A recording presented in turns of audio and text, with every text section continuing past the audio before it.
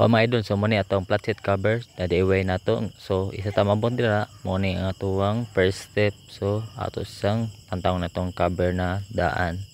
Yes, so ato na panipsan. So pass forward ta muna ni ato na napanipsan. So ato na lang siyang ato na naman na siyang gipatag. Yes, gamit ng isa ka lata. Yes, so ato na siyang hapit na siyang finish. So sin kita no muna na no ipis na siya kayo no gamay lang may kulang na papahak na ginang foam.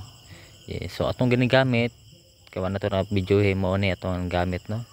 So ana to nag-video sa pagcutting.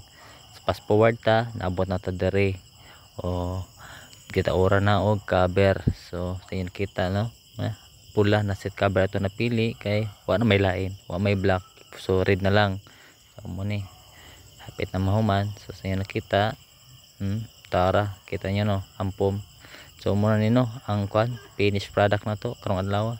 So kaysa itong pa DIY flat seat cover PM ra sabot-sabot ta sa presyo.